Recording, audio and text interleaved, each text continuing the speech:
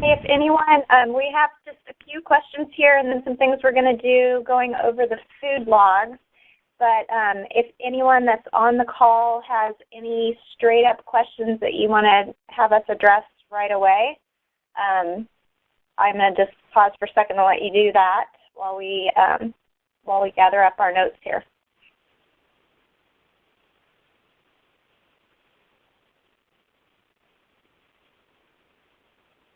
Okay, so it sounds like all is well out there. No big burning questions.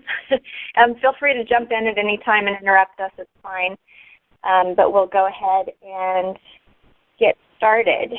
So one of our questions here is related to calcium. And let's see, really asking about just recommendations for maintaining strong bones and avoiding osteoporosis. And then she was also asking some questions about calcium supplements and all of that. So I'm going to let TK talk for a minute about calcium. Take it away. Yeah, so that was the perfect timing for that question because we're going to be touching on it in this lesson this week. So we actually have some information and an article and link to some resources out there, but we'll talk a little bit about it today to give you guys a head start. Generally, I think when it comes to calcium, what people think mostly is, milk, because there's the campaign Got Milk, and it's all about calcium, and that's what, we've been led to believe is the best source of calcium and best for us. It's been marketed to us pretty well, and so, based on the research and some studies and some stuff that, may or may not be the best.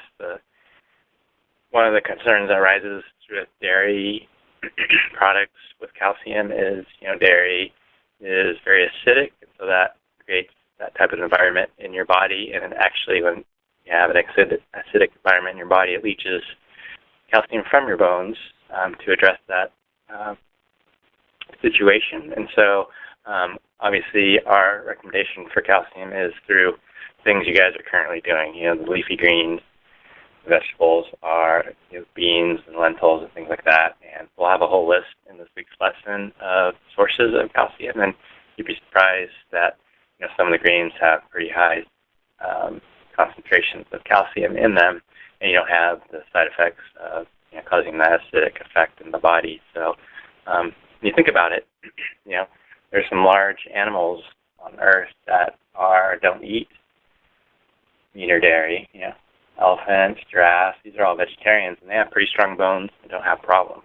So it kind of makes a little bit of sense. It's not just calcium, too. It's the other types of foods that we eat and drink, the diet sodas and all sorts of other things in our... Yeah, because we have so many things that cause that acidic effect in our bodies, so our bodies are kind of forced to react to that. Yeah. So that just gives you kind of a brief taste of, one piece of the lesson that we'll have this week and it's coming out. So you can check that out. And then, TK, can you address where vitamin D falls into that? Is that related to calcium? Or, well, she was just asking about, just when she's not getting enough sun, she'll take vitamin D supplements. Yeah, for vitamin D, I think we touched on that. That's super important. I think we touched on this in the previous lesson, but sunshine is the best, and if you can't get that, supplements are great. Generally, other countries keep raising the values of vitamin D, and I think other countries are 2,000 to 4,000 units a day is what they recommend. So, vitamin D plays a host of, the host of things it does for our body and keeps us healthy. So that is important. If you can't, get out and get the sunshine, that's obviously the best. But if you, here in San Diego, we have lots of sunshine, but other places don't. So vitamin D supplements make sense. We supplement with vitamin D just to be safe.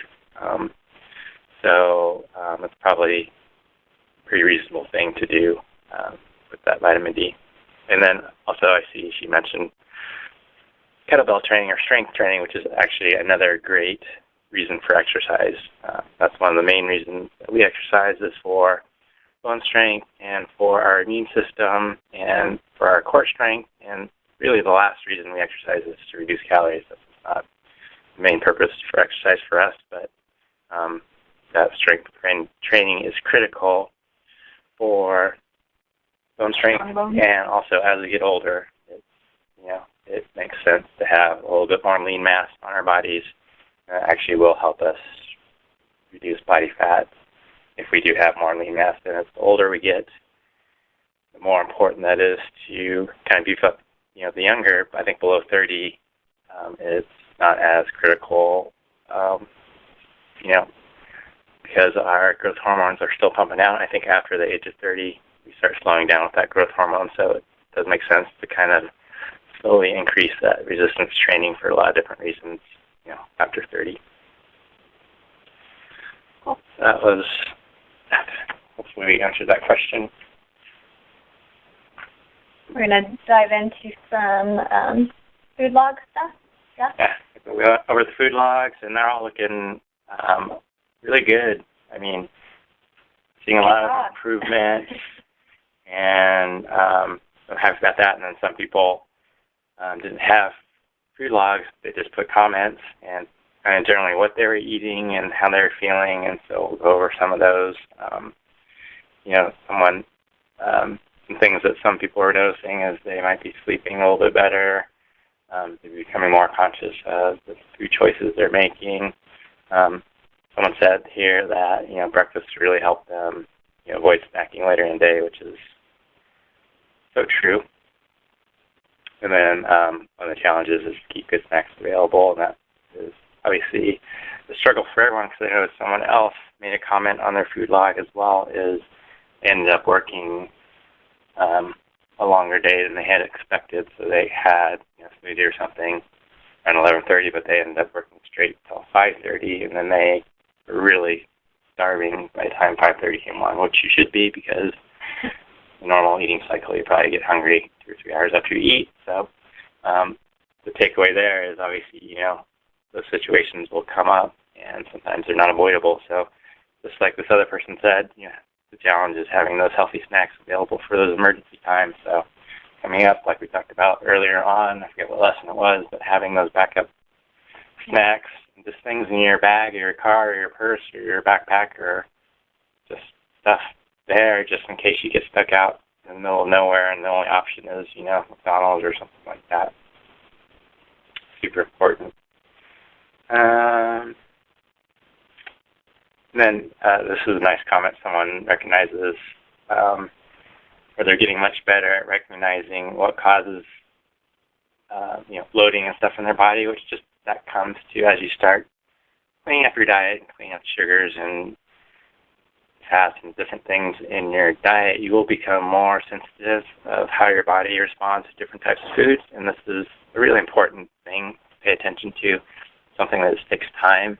Like, we're still working on it all the time. Like, I think, we're playing around with different proteins and always playing around with our food and seeing how it makes us feel and paying attention to how our body responds, whether it's bloating, whether it's tiredness, if that's even a word, whether it's, alertness. Sometimes I'll break out if I eat a certain type of food or a certain supplement. So paying attention to those types of things, and that just comes down to always paying attention. And over time, you'll realize, I do this is the result. So I'm not going to do that anymore. So it's just a big experiment, and we'll touch on that probably in lesson 8, just about how to do that, how to keep on doing that. And it's just going to be a process, and just continually learning about your body and learning what works and what doesn't, because everyone's different. We're going to touch on that in lesson 7. About how to experiment a little bit. And that's so important, too, when you're going through, because the reality is, your body is forever changing, so even certain things that work for you for a period of time, you might find one day that shifts. And so that's why you want to be listening and training yourself to listen on an ongoing basis, so that as you go through different phases of life and everything, you can continually make those adjustments. Someone else commented here about they were having a challenge just with time, type of stuff. They're busy work or whatever, and you're not alone. So. It's so they're trying to keep up, and it's just they're recognizing they're able to make these changes, but they can't take a bunch all on at one time, which is actually the best approach. We shared a lot of information with you guys, a lot of lessons in short spurts. I mean, a week, short amount of time, so it's really difficult to make changes in such a short distance. So really what we want you guys to do is take these lessons and start implementing them over time, to start picking one off at a time, and don't beat yourself up. This has taken us years to get down, and we just want you to teach the concepts of these, and then we want you to take them away into your life and implement them as best you can, because everyone's, this day and age, everyone's busy. Whether you have kids or you have a business or job or family, it's just life is busy, and with Twitter and Facebook and the connectivity that we have, it's a very fast-paced environment, and that may or may not be the best, but we have to figure out what works with us and try to slow down when we can and just take these things one at a time. And the key of all this is just creating those healthy habits over time. We'll just start with one, like we talked about in last lesson 6. Just pick one, get it solid, and then add another. Even if you did one per month, at the end of the year, you'd have 12 healthy habits, and that's pretty powerful. Once they turn into a habit, that's where the magic happens. Let's see.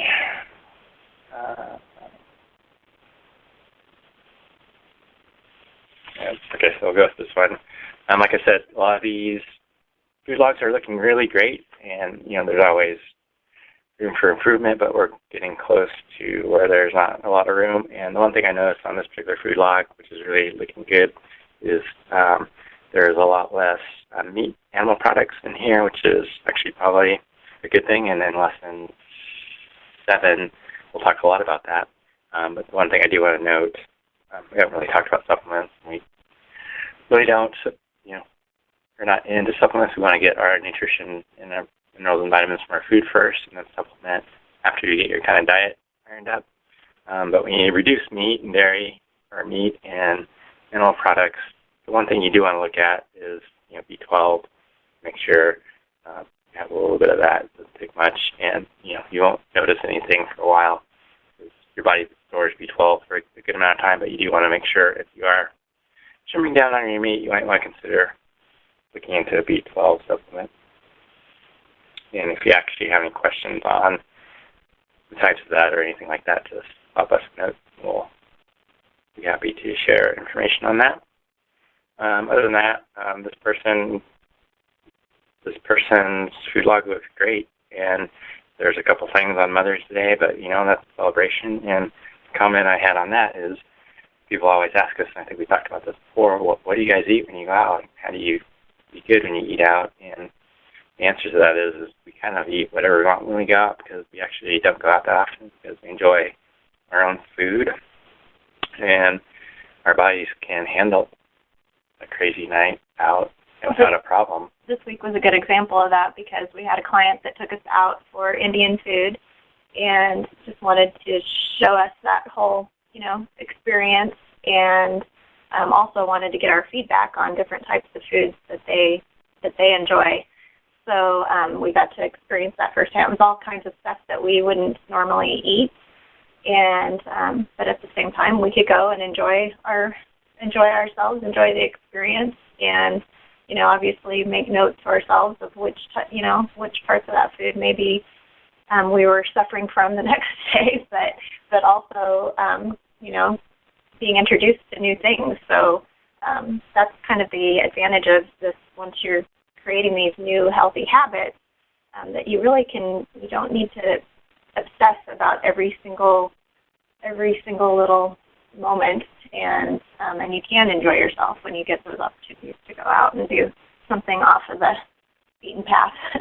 Right, and this dinner was, it was fun. It was a great environment, and I could feel my fingers swelling at the table because there's so much sodium in the food, and my scale was up 3 pounds from that meal. The next day, of course, it's back to normal today. This is over the weekend, and it takes a day or two to flush out, but I wasn't worried about it because I know I've gone out enough and understand how my body works when I go out to eat. And that's just really, I think our bodies, since we eat at home so much, we're not exposed to that type of food, so we're very sensitive to that, and that's why we're, you don't go out, because even in a nice, good, healthy restaurant, it still sneaks stuff in there on you. So, that eating out is definitely a challenge. But like Karen said, occasional eating out is no big deal if you're pretty clean. The rest of the time, it shouldn't affect you at all. Your body can bounce back, because really, our bodies, I just stepped on the scale this morning, and my body is exactly where it was before. So I have because of the food we eat regularly, our bodies are, our thermostat, our body fat thermostat, like we talked about early on, is set. And it just, you go out, have some fun, and what happens, it's going to bounce back. Yeah. So, that's the magic of getting that reset, and that's just a matter of it takes time to get it locked in. And we got sidetracked on talking about Mother's Day, so someone out had little treats on Mother's Day, and that's perfectly fine. I'm not worried about that. But in the early part of the stages of our transformation, I think we were careful when we went out, just so we got our body to where once you find your set point and the composition that you like and food that makes sense for you to manage there, and you maintain that for a while, then it's, I think, what we're talking about as far as doing what you want when you go out makes more sense. In the beginning phase, if you're actually trying to lose weight, you might want to be a little bit more careful. That one. Another one, all mixed up. Here we go. So someone had some sugar-free homemade banana and date loaf, which sounds really delicious. I like that sugar-free, so that's not going to spike your insulin. Dates are a popular thing to sweeten, especially with vegan cooking and vegetarian cooking. Dates are super sweet, and they're used a lot in desserts and stuff like that. And that's a great option for processed white sugar. But again, you have to be careful when you're in the weight loss phase of your project to look at overall sugars.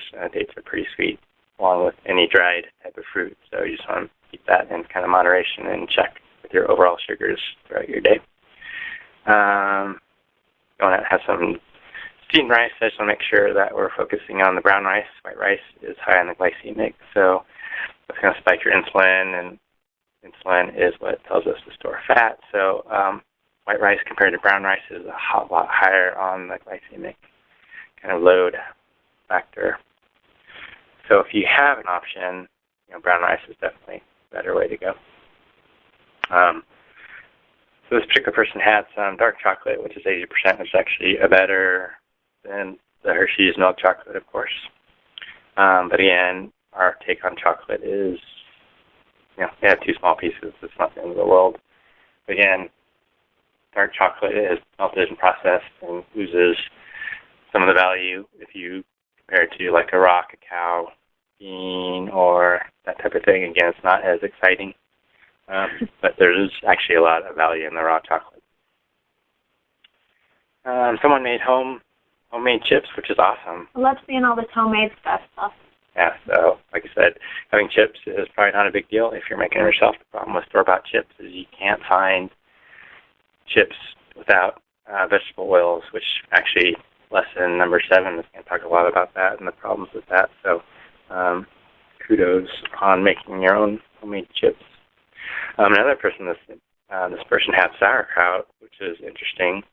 I personally am not a big fan of sauerkraut. I don't know, never have been, but there is some benefit to it. That's a natural probiotic, and so that's super important. So if you love that, have some. Yeah, so that is really awesome. It supports your gut health, which is super important. Kimchi is also another source. Miso is another natural source. I think even pickles, right? Anything fermented type of food is good for your gut, and that's super, super important because you can be eating the best food in the world. If your gut bacteria is not balanced correctly, you're not going to absorb that food, and it's going to cause problems. So that actually, a lot of times, could be a problem if you have coming off a very sugary, standard American type of diet. Your gut flora is probably not really well balanced. So having some probiotics is probably a good way to get you rolling again. Part of the process is, from our program, and when we work with clients, is we flush the sugars, we flush the bad foods out, we add the greens, the smoothies, and all these good things. That's going to help support your gut. Sometimes if you feel like you're still not quite there, you might want to consider some probiotic foods or even some supplements temporarily to boost that healthy bacteria in your gut that could, and if you have like digestive issues, that's another thing you might want to look at, some probiotics to just make sure your gut's in good condition. So I had almond milk. I just want to make sure that anytime you have a milk, is it unsweetened, because it's very tricky. Almond milk, there's a sweetened and unsweetened version. And that is really tricky. I can't tell you how many times I accidentally grabbed the wrong box of that kind of stuff. If you're not careful, you think you're looking at the right one, and then you end up at home with the one that's got 6 grams of sugar or something. So watch those labels.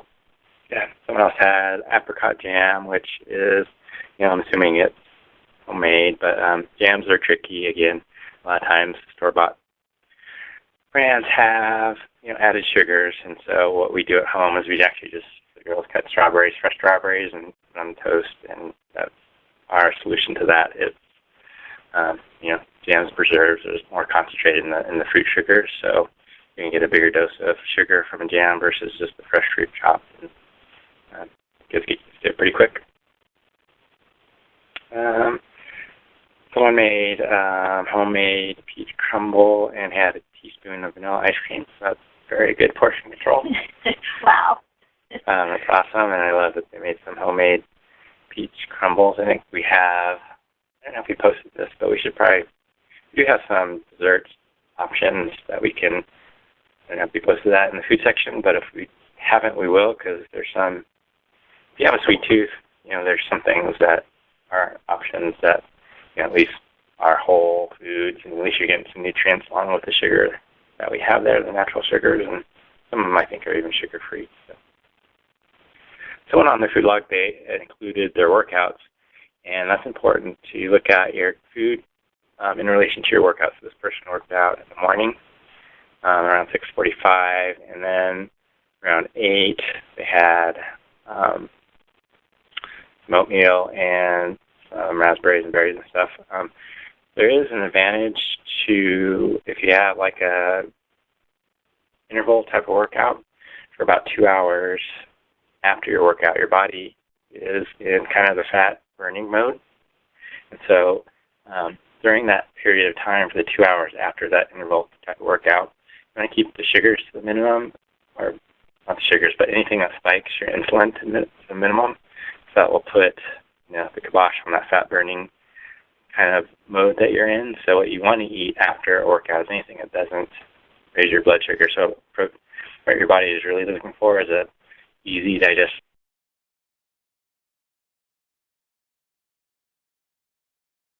Fats. Or, can you give an example of what a fast protein would be?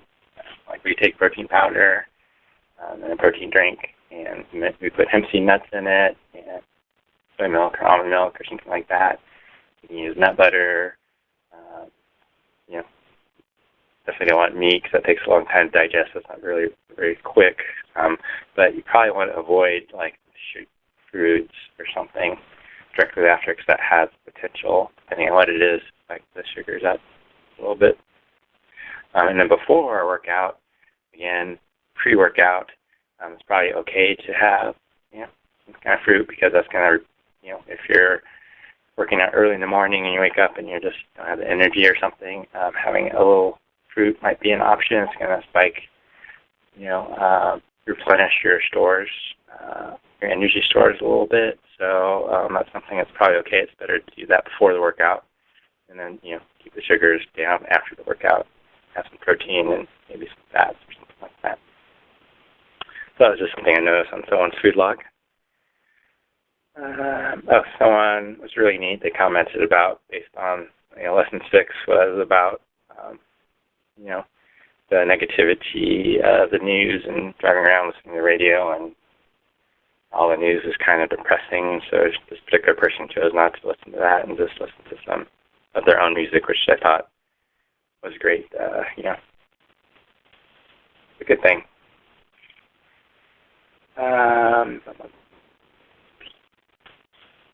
And this person also is using last week's lesson and taking lots of deep breaths even while they're driving. So that helps reset that stress hormone. So that's awesome that you guys are really absorbing these lessons and taking them to heart. Someone had a fruit smoothie at lunch. Again, fruit smoothies are tasty, and again, if you have a fruit smoothie, I'd love it, to have some veggies in there. A fruit smoothie is natural, but it is probably loaded with sugars, and so it's going to cause you some problems. Typically, when we eat sugar, it actually triggers our hunger, so it's actually going to make you more hungry.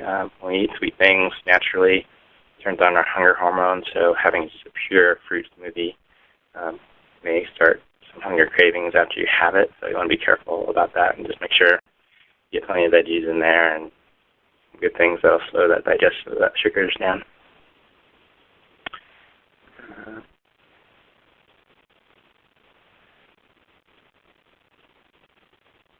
Someone was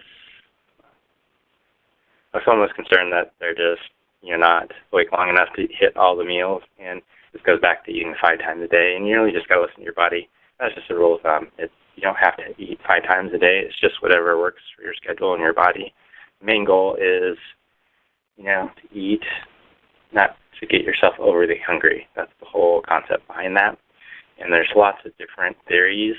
Some people say you need to eat 3 times a day because they have, about 3 hours you burned up your fuel, and that 2 hours after that is when you're burning body fat. So that's the basic concept for the people that support the 3 times eating a day. For us, it's been what we find that work best for our bodies is having smaller meals throughout the day, so we don't go into any meal hungry, and we keep our energy kind of constant. And it also helps keep you from having those moments where you just scarf down something because you're so hungry. So. We actually live in a kind of a crazy environment where food is around us 24 hours a day. It's everywhere you turn, and the options aren't the healthiest. And we've been programmed to really desire those types of things. And so I guess the struggle that I have is that, it's mechanically maybe, I think the 3 times a day makes a lot of sense, because if I think about my grandma and how she used to eat when I visited her in the summer, that's what we did. We ate 3 times a day, and it was perfectly fine.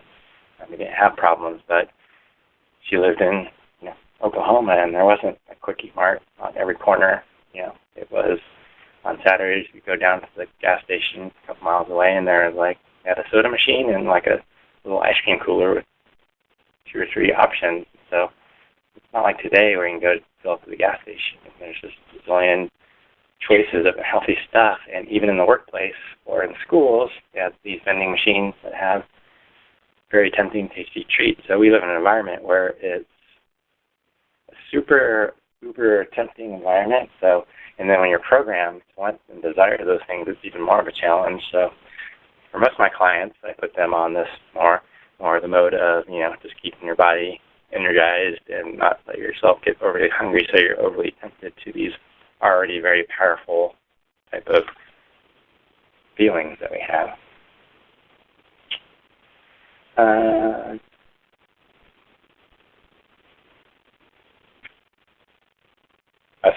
So this is a good comment. Someone's struggling with the cheese. And again, cheese was the last thing that we addressed, and it's probably not my number one concern. Our number one concern is the sugars, to get that out, and the simple carbs, and cheese is something that you can slowly reduce over time. It's very addictive, like we talked about in that lesson, and there's a reason we like it. It's a very addictive type of food, so it's going to be a challenge, and we still have it in our house. It's just not every day. We might have it in a meal once a week or something like that, and it's perfectly fine, and probably in those amounts, it's probably not that big of a deal. Again, it's just make sure you get the hormone-free and such things. And that's kind of the trickier part, is just finding the, hormone-free stuff. There's certain grocery stores I can go into where it's impossible to find any kind of cheese that's not hormone-free. And then there's, and then the health food stores are several, you just have to watch for it. And it's kind of one of those things where if you're going to have your occasions, then at least make sure it's good quality stuff. So. Last little note that I saw, someone had went out for the pizza and wanted to try it, and that's great. My comment on that is we actually have some pizza recipes that we make from home, and if you make your own pizza, it's probably a better option. But in the early phases, depending on how aggressive your goal is, you may want not to have even the homemade pizzas as much as, just want to really watch that. If you have a very aggressive type of goal, if you're kind of just want to make these slow changes over time, you're not concerned about, losing a bunch of weight really fast, then the homemade pizza is probably awesome approach. It's just going to be much better than anything you're going to buy, and it's going to taste better too. So that is all the stuff, and there's some great comments on the Facebook page I really like. I can tell people are looking at the lessons and the extra credits and all that stuff, and they're recognizing things in real world life and putting all these pieces of the puzzle together and seeing how it all works, because that's half the battle, is just understanding it. And I was driving along, I think I was driving today, but someone had said, or maybe the interview I started listening to this morning, but this guy said this, and it's a conversation I've been having with a lot of my clients this week, is that our companies understand how our brains work and how our bodies work, but the problem is that a lot of times we don't understand it. So we're basically being driven and guided by marketing by food companies and other companies simply because we don't understand how our body works, and it's, our cravings work, how our habits work. Companies have this nailed down, and they understand that dairy is addictive, they understand that sugar is addictive, they understand that certain fats are addictive, so they formulate foods that keep us, that we're now, over the course of 30 years, programmed to love and enjoy. And so the challenge that I see in society in general, right, is we have this group of people where if you pick up the New York Times or anything, you'll see pretty much everywhere that, processed food, fast food, restaurant food, this is probably not good for our health, and we probably should eat more whole food, vegetables and stuff. And I think people are saying, okay, that makes a lot of sense to me, but they can't still understand, well, I want to eat healthy, I want to be healthy, but I don't understand why I can't. Why am I always craving the things that I know I shouldn't? And so even if people understand that and want to eat correctly, there's a gap there. There's a gap of they really have to undo the 30 years of programming the food companies have put on us, essentially. They have to undo that, and they have to create these new healthy habits and start craving the healthy things based on how that makes their body feel.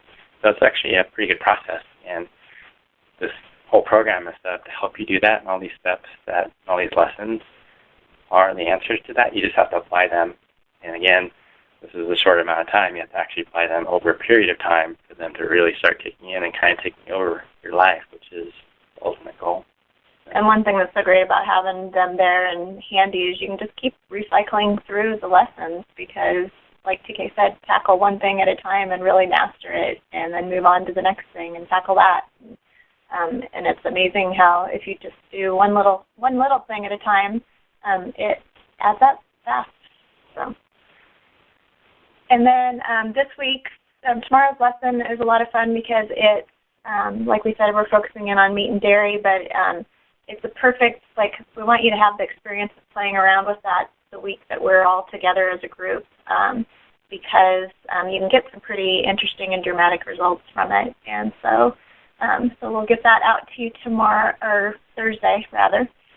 And I'm so excited just to see the comments and the things that you guys are noticing out in the world and commenting on, and all the effort that's going into your meal planning and getting organized and taking charge and all that stuff. It's really, really cool to see, and so proud of you. Good job, everybody. And the timing is great because we see, most people, somewhere between week 4 and 6 is when the willpower goes out and they kind of give up and kind of drop off a little bit and the progress slows down, and that's very natural. And then on week 6 after that, people kick back in and pick it back up, and so that's just part of the process. And that's, like Karen said in the lesson, is why we have this 8 lessons, not 6, because we don't leave you hanging there.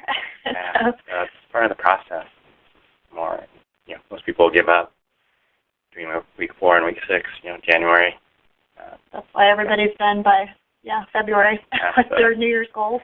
that's about how much willpower is left. So there's a lot of great lessons. That this lesson 7 is there's a lot of content there and a lot of important lessons and lectures that I think will really help you guys in the long run, and a lot of things that you need to know. So I hope you take the time to listen to those. So unless there's any questions, I'll take one quick pause if there's any last little things you want to ask.